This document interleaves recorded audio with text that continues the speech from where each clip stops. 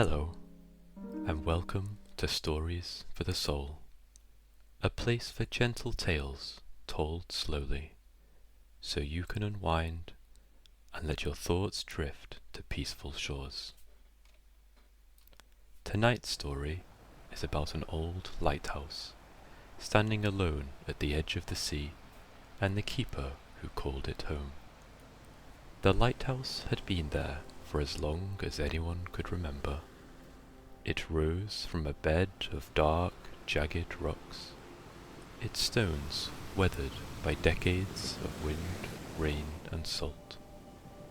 In summer it glowed a warm cream in the afternoon sun, and in winter it stood like a pale ghost against grey skies, its lamp cutting through the mist like a guiding star. The air around it always smelled faintly of salt and seaweed, and when the wind blew in from the ocean, you could taste the tang of salt on your lips, as if the sea itself had reached up to greet you. The keeper's name was Thomas. He had lived there for so many years that the lighthouse had begun to feel like part of him, or perhaps he had become part of it. His days followed a quiet rhythm. Each morning he would wake before the gulls, pull on his thick wool sweater, and climb the narrow spiral stairs to check the great lamp. The steps were worn smooth from his boots, the iron rail cool to the touch in the early hours, curled upwards in a perfect circle to the lantern room. From up there the view was endless. The sea stretched away in all directions, sometimes calm and silver like glass, sometimes restless and dark, with white-tipped waves rolling in from the horizon. Thomas had learned the moods of the sea. He could tell by the way the wind felt against his cheek whether the day would bring sunshine or storms. At dusk, when the sun sank low and turned the water to molten gold, Thomas would light the great lamp. Its beam swept slowly, steadily across the waves, each rotation a promise. You are not alone out here. On quiet nights, Thomas would bring a chair out onto the balcony, wrap himself in a thick blanket, and simply listen. The sea was never silent. Sometimes it whispered, a gentle hush like the turning of a page.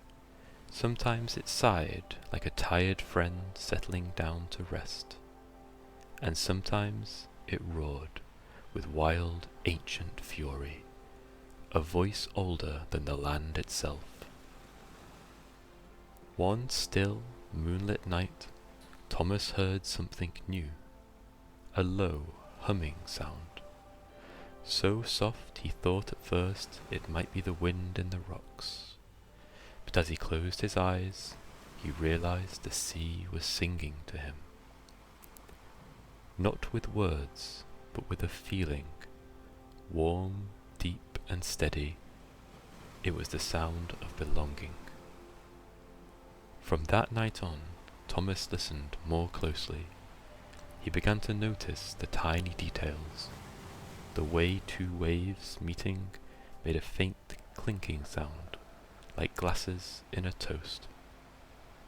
The way the water around the rocks gurgled and swirled, as if sharing some private joke. Years passed, seasons turned, ships came and went, and still the lighthouse stood, its light a constant companion to the shifting sea. One day a sailor came ashore, climbing the narrow path to the lighthouse door. He was curious.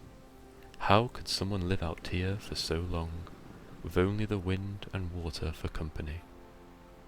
Thomas smiled, his eyes as soft and grey as the sea on a quiet morning. He didn't answer straight away. Instead, he opened the balcony door and let the sound of the waves fill the silence. Finally, he said, "The sea is never truly empty. It speaks, if you take the time to listen. And if you listen long enough, you realize it's speaking to you." And so the old lighthouse still stands, its light sweeping the water each night, and somewhere inside a keeper listens to the ocean's endless gentle song.